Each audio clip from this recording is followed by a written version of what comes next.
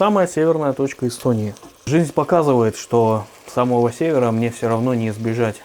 И да, я вылез из-за руля. Всем вечер добрый.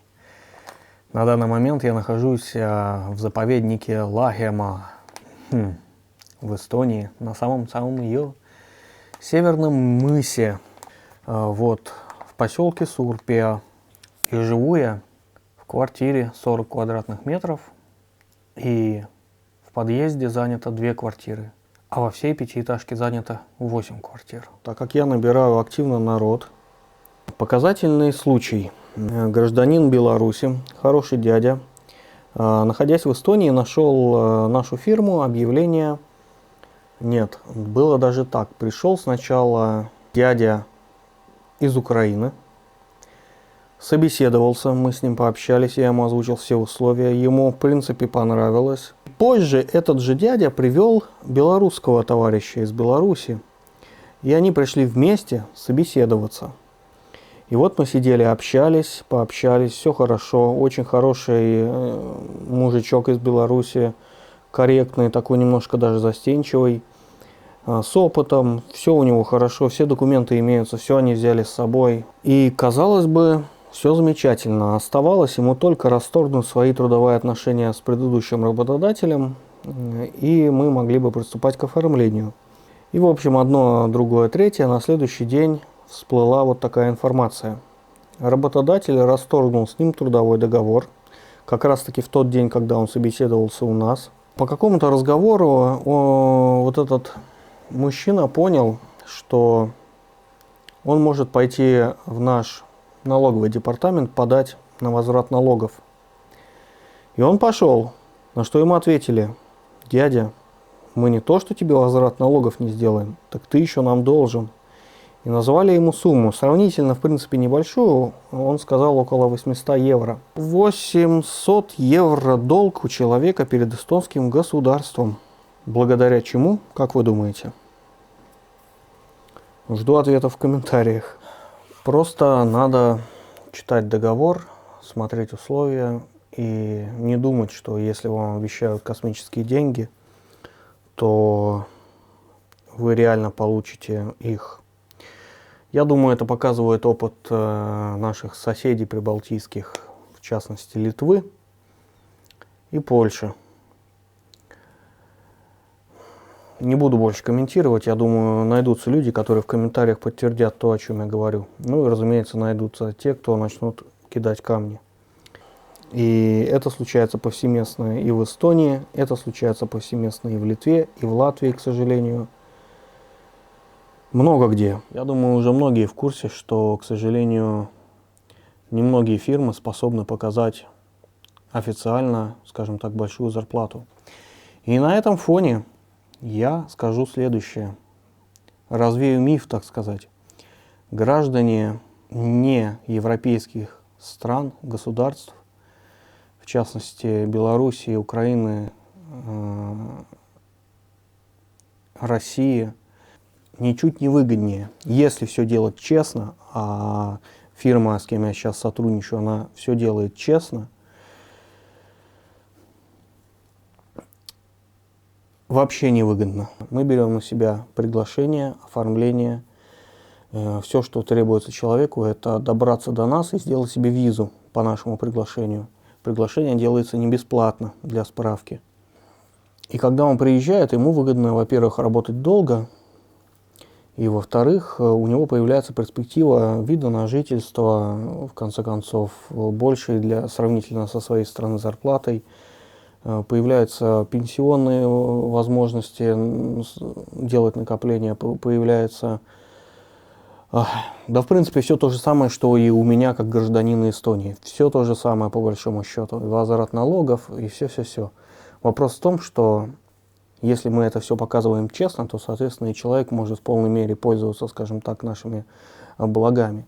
Но лучше нанять одного стабильного работника, который будет выполнять свою работу хорошо, и пусть он будет немножечко затратнее, и сам он, в принципе, будет в социальном приоритете, скажем так, с социальными льготами, Но это мое мнение, мнение и политика данной фирмы. И есть еще фирмы, которые придерживаются той же политики. Лучше мало, но честно и с перспективой, чем много, грязно и без всяких гарантий. Кстати, еще там, где мягко стелят не везде. Я про то, что, возможно, будут оплачивать не все дни. Как опять же сегодня подтвердилось, человек позвонил, рассказал историю, что, ну как рассказал, он тоже собеседовался по телефону и указал причину недовольства фирмы в том, что когда он приезжает на базу, ему эти дни не оплачивают. Ну и там, если посчитать среднюю, то на то и выходит, грубо говоря. Вот. Это не агитация, не призыв, просто для информации, для размышления. Что касается, почему я начал заниматься с водителями из, так сказать, третьих стран. Почему не местные? Приведу еще один пример. Местный человек, который, как выяснилось, на Фейсбуке представляется одним именем, но в имейле представляется другим именем, по документам является совершенно другим человеком, кандидировал, скажем так, созвонился, узнал, задал очень много вопросов. Это была моя первая рабочая неделя, кстати. И мне надо было довольно-таки срочно отправить одну машину на Финляндию. И, казалось бы, мы обо всем договорились. Последнее, что он написал на e-mail, он сказал, что я не подведу, меня все устраивает, я готов приступить к работе. Это было в четверг. Я распланировал все, поставили в план загрузку на понедельник. В пятницу подготовил все документы и, соответственно, было решение отправить ему этот договор на ознакомление. Как раз на выходных был, он ознакомился, в понедельник приехал, подписал и отправился бы на работу. В пятницу вечером человек пишет, что он не приедет, потому что договор юридически неграмотный. И он юрист, и у него там суперобразование, написал кучу статей каких-то, которые мы там нарушаем. И как-то все это было так странно, немножечко ввело меня в стресс на все выходные, по большому счету. Ну, юрист оказался, может быть, да, а может быть и не совсем юрист, потому что там были такие нелепые претензии, что, в принципе, я со своим неюридическим образованием прекрасно понимаю, что как-то за уши это все притянуто. Но не суть. В субботу мне поступил звонок по поводу этого же товарища с предупреждением ни в коем случае не брать его на работу из довольно-таки хорошего проверенного источника, что для меня явилось полной неожиданностью. И мне сказали, что и хорошо, что он не приедет. Суть в этом. И на фоне этого, опять же, диссонанс. В среду был еще один кандидат, который просто сказал, что я приеду в понедельник, и если все хорошо, я приступлю к работе. И я про него забыл. Ну, реально забыл. В понедельник полный стресс, я приезжаю на работу, только захожу в офис, только открываю лаптоп, мне на телефон звонок. И говорит, я здесь, приехал, открывайте. И сказать, что я обрадовался, ничего не сказать. Мы поговорили, пообщались, через час были подписаны все договоры, оговорены все условия, вручены ключи и согласована загрузка. На следующее утро человек уехал в Финляндию на этой машине. Чудо. Чудо. Наверное, пока это все, чем я хотел поделиться. Буду стараться выходить в эфир. Спасибо вам. 1000 подписчиков до Нового года.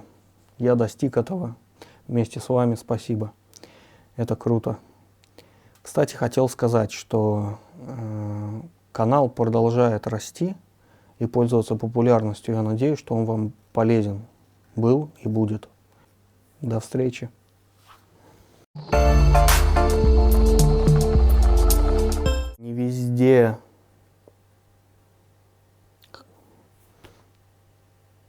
Не везде богатство, где золото обещают. Во! Афоризм.